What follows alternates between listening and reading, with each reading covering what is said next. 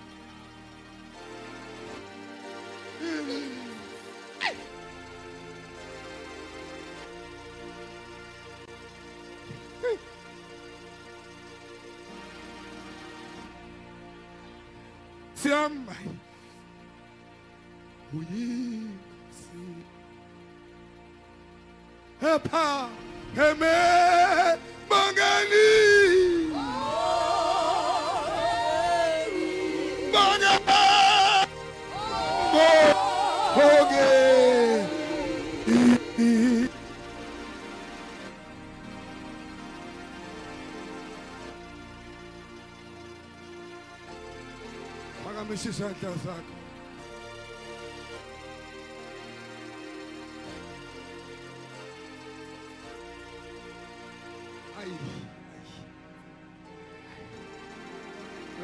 izandla zakho. Phakamisa izandla zakho.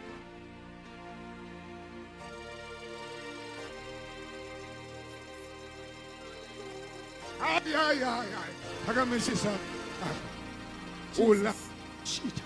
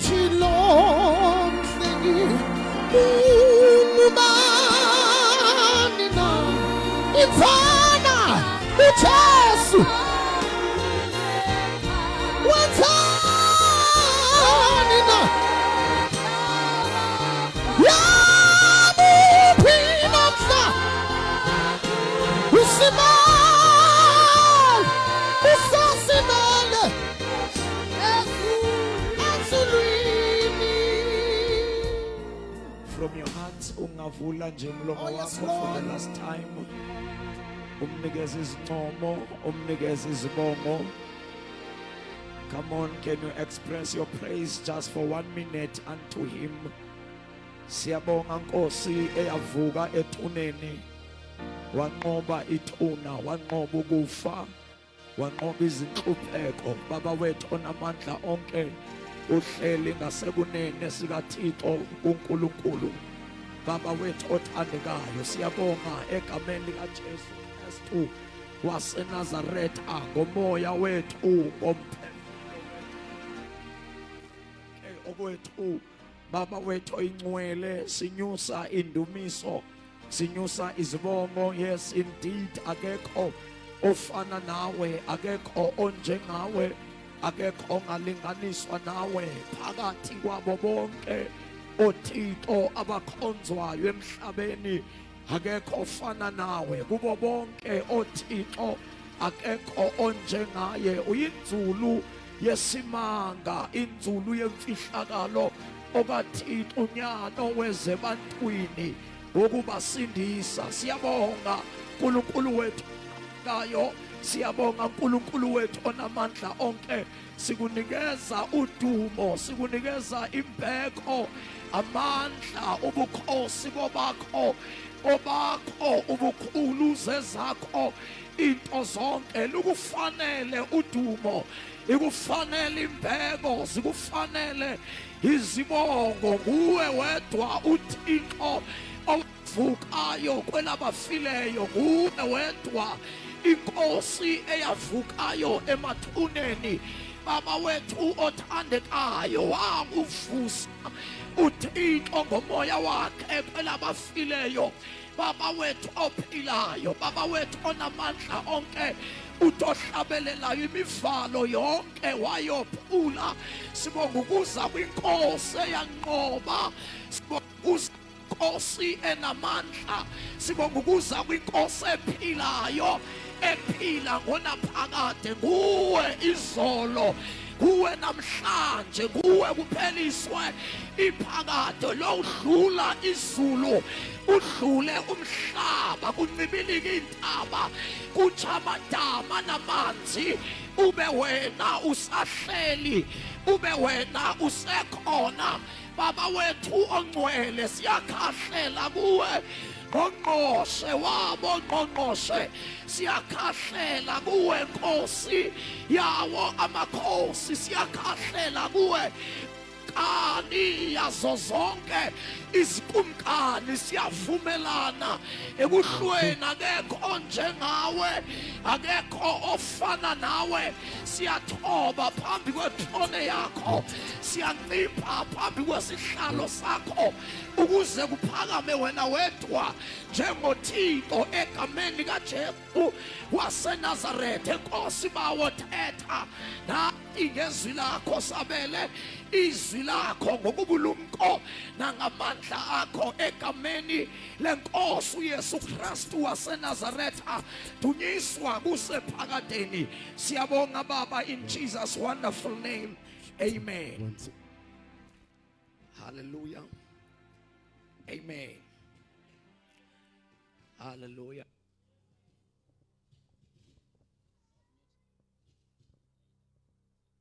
Masithathe elithuba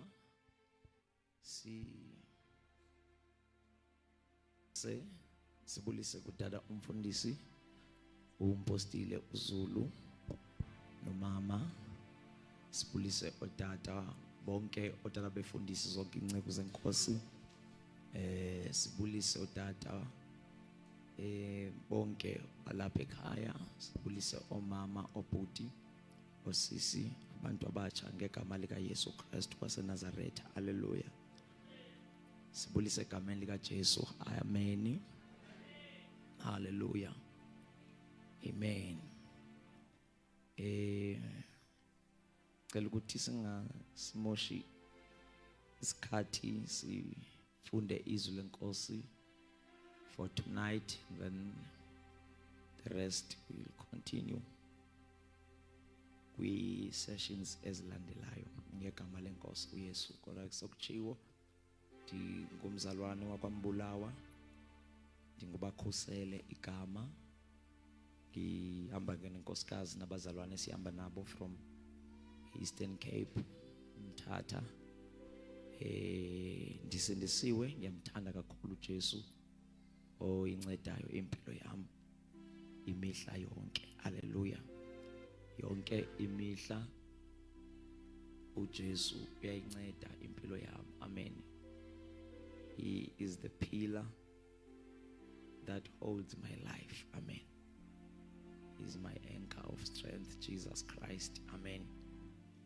He is the reason I am standing here. Amen. Hallelujah. Siyabonga kakhulu ithuba esilifumeneyo udada leadership ne team yonke kukuzelela this great gathering. Yes, indeed it feels like a convention. Amen. So siyabulela kakhulu ukuthi nathi sichongwe sivulele uba sibe ngabanye babantu abangacontributor kulokho inkosi ekwenzayo kule weekend apha eShowe. Amen. Hallelujah.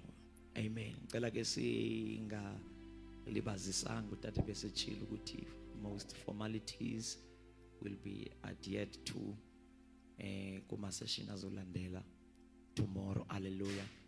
Ngicela sifunde izwi lenkosi.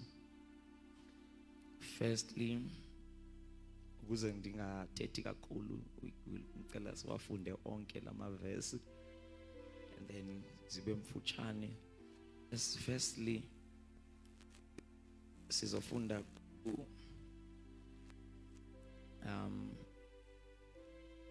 Acts. Masiqale ku Acts chapter 3. Acts chapter number 3, verses 18, 19. Verses 18, 19, and then we will go to John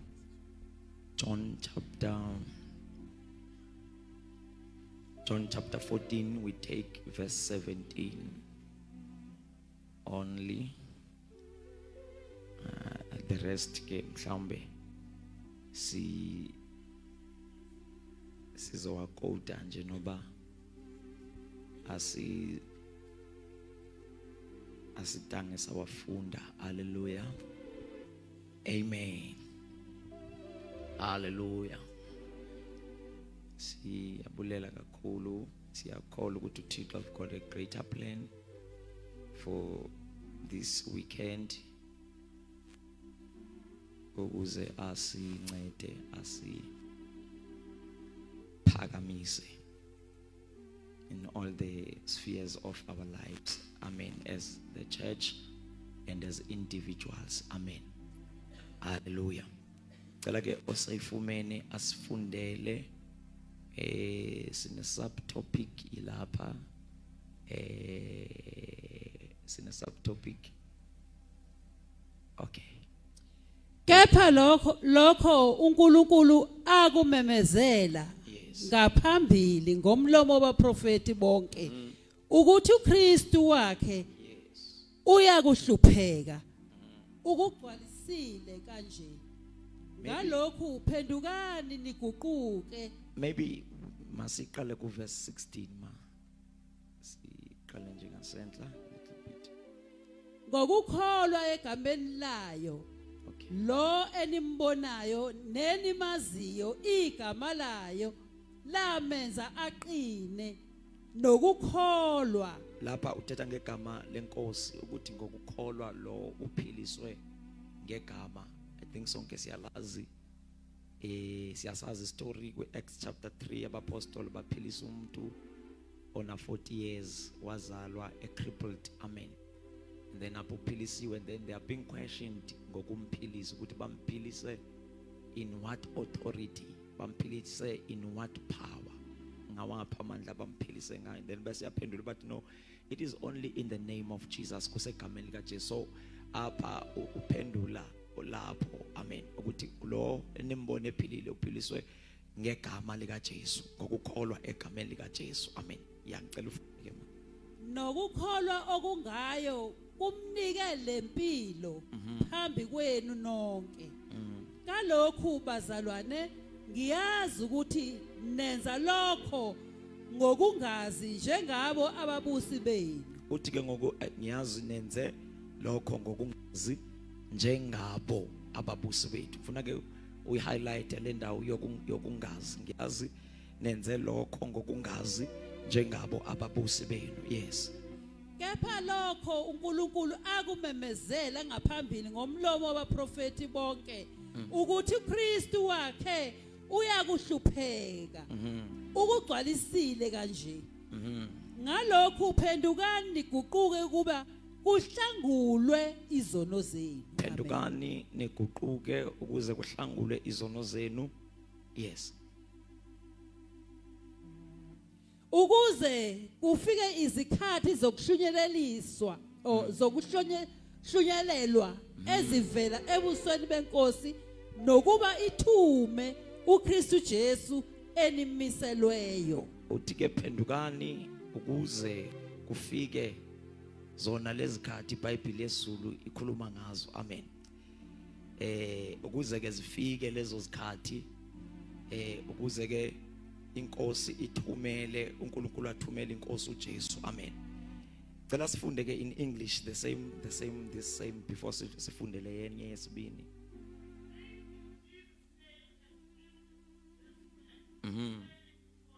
Yes. It is the faith that comes through believing in Jesus' name. Yes. That has made the crippled man walk right in front of your eyes. My fellow Jews, I realize that neither you nor your leaders realize the great mistake you made. I realize that you have made a great mistake, right? Yeah. But in spite of what you have done, God has fulfilled what they foretold through the prophets long ago about the sufferings of his anointed one. Lena ke iBhayibheli ibiza ngokuthi i-mistake lesulithi ukungazi. Then ikhona enye again a translation ethi ignorance. Cela nayo sifunde nakuyo that translation. But I love lega mama ethi the great mistake that you have done.